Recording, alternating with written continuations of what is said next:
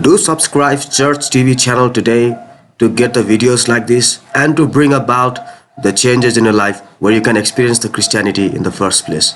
Namaste and good evening. I basically would like to consider myself as an apolitical person.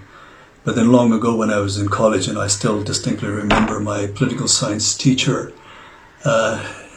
saying that, if you live in a state, one can be away from politics, but politics, however, will not remain far away from you.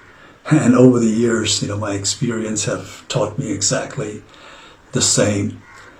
But the present issue that has engulfed Nepal, I somehow say that it is even beyond politics. The border dispute between Nepal and India.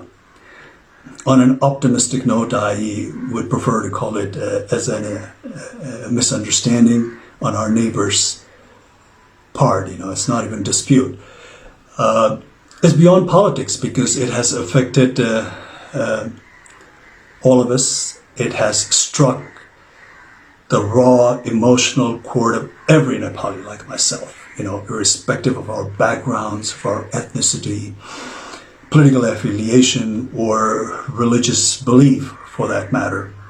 And after this incident,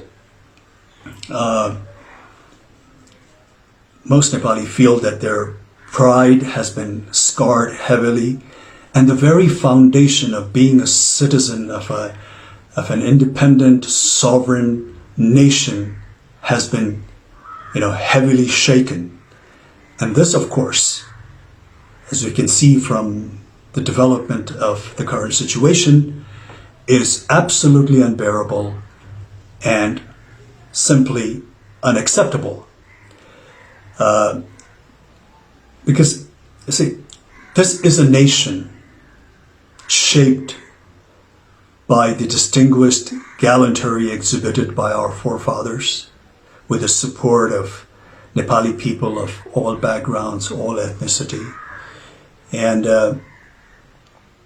I do not say that, in our history and in the past, that we haven't displayed any weaknesses or compromises.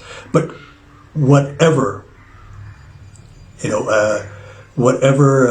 sacrifices we have made in the past has been for one and only one reason, and that is to preserve and retain our independence and sovereignty. Therefore, the present landmass that we call Nepal has not been shaped without paying a price. Therefore, the territory of Nepal is something that the population of this nation, under no circumstances, are willing to compromise. And it's not a big deal, because I'm sure India India not only understands this very clearly, but also highly identifies with this emotion, because India itself has gone through an arduous struggle against the heavy-handedness of its colonial powers. But we do not want to dwell on unnecessary braggadocio. Like we said, we in the past, in history, we've had our weaknesses. We had, our share of shortcomings. There was a phase of ignorance. There was a phase of, absent of political will amongst the political parties of the day, or the display of apathy by our political leaders of that time for some reasons. And, the more than sporadic political and social turmoil over the years that took place in this nation, of course, has not been of any help. And also not to forget, the friendly cooperation that we have extended to our neighbors, taken undue advantage of. But then again, now the time has, of course, evolved, the time has changed, and the population of Nepal, especially the youth, is of course not that of 1816 or 1857 or 1923, or for that matter, not even 1950 or 1962. you know, and the way the current scenario that has developed, clearly establishes that the population of this country are not going to accept any form of injustices lying down. Therefore, this time around, it's not even enough to appease the incumbent government alone, because this issue has been so passionately embraced also by the people of Nepal, that unless they think that they have been dealt justly and fairly, I, sadly and regretfully have this intuition that this bone of contention between the two countries is going to persist. And this sort of, a deadlock between two neighboring nations who for such a long time in history have shared common values, common culture, tradition, religious belief to a large extent, is going to affect not only the two nations concerned, but also going to hamper the progress and rob the much needed peace in this region. Therefore, in recent news, when I hear that, when India cries wolf vehemently, denouncing China, not showing respect to the sovereignty of India, and proclaims how China does not care for India's national or territorial integrity, it just seems like a case of pot calling the kettle black. And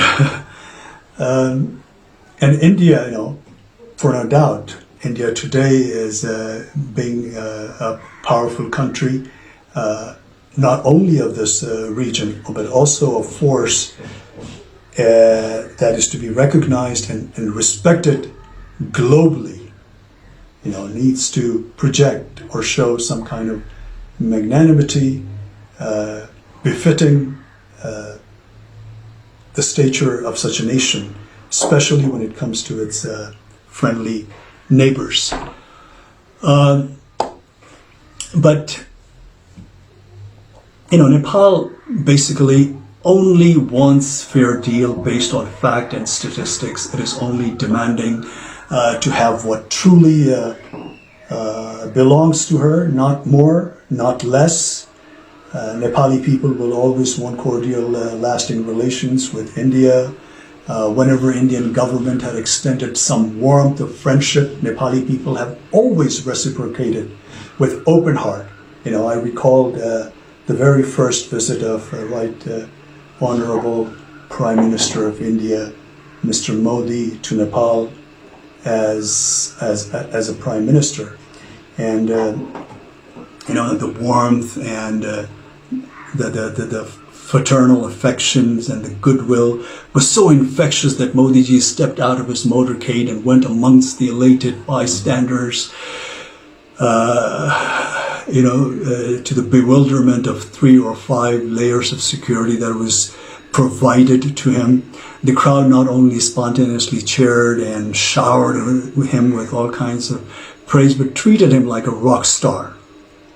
And to be honest, to be frank, I have yet to see that kind of reception meted out to our own leaders so spontaneously and voluntarily by the crowd of Nepal. But then again, unfortunately, the exhilaration met with an untimely death when Prime Minister Modi's government imposed trade blockade during the aftermath of 2015 devastating earthquake. This has left a deep wound, at least to this generation of Nepali people. Therefore, time and again, this untimely blockades and with lopsided treaties and agreements and unresolved border disputes, and not to mention taking advantage of the weakness of our political leaders, has a repercussion of which, befalls this nation and its people. Therefore, the current step that India has taken vis-a-vis Limpiadhura and Lipu Lake has in some way come as the last straw on the camel's back. It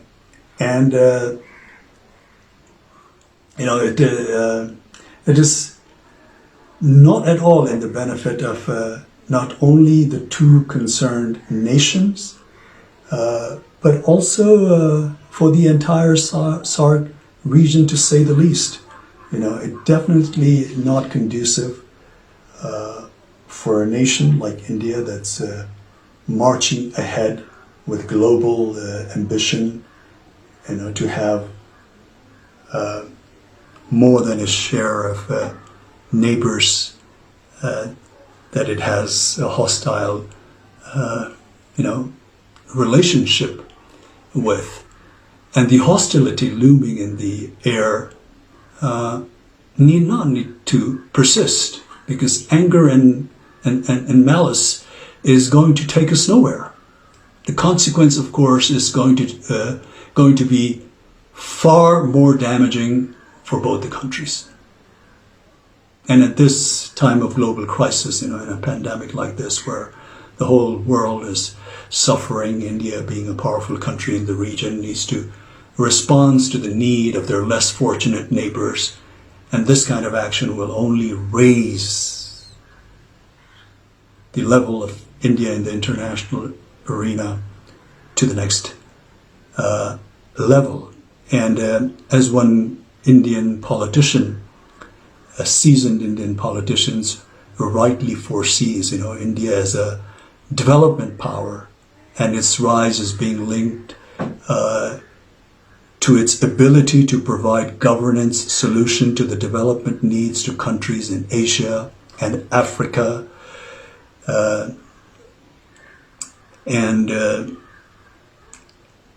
Also, just recently I was fortunate enough to hear the Prime Minister of India, Mr. Modi's address to his nation. I think it was on the occasion of Buddha Jayanti, and he said something like, I would like to roughly quote what he said. He said, we should always work with a sense of service only. When there is compassion, sympathy, then these feelings make us so strong that one can overcome the biggest challenge. So we here in Nepal only wish that Mr. Modi would overcome this challenge, not just with compassion and sympathy. Of course, we need that, but with all fairness and a good dose of empathy. Because we here in Nepal take the border, like I said, misunderstanding on an optimistic note, on the Indian part, with great deal of regret, and ask to return what is justly belongs to Nepal. All the historical evidence clearly points out, proves that Limpiadhura and Lipu Lake region is in all fairness part of Nepal. Therefore, as a country, as a nation, as the people of this country, we are just humbly requesting our friendly neighbor to look into the facts of the history and the statistics, and deal this matter with all fairness and justice, amicably, through cordial diplomatic channels, because this kind of antagonistic atmosphere in this region is not, not only not good for both the nations concerned, but for this entire region as well. I'm sure, despite few ups and downs and challenging moments here and there, basically India and Nepal share a relationship that is probably unmatched anywhere else in the world. And this challenge that we're facing at the moment right now, India will deal very fairly and justly and come out with a solution that appeases the Nepali population and makes them feel that they have been dealt justly. Thank you.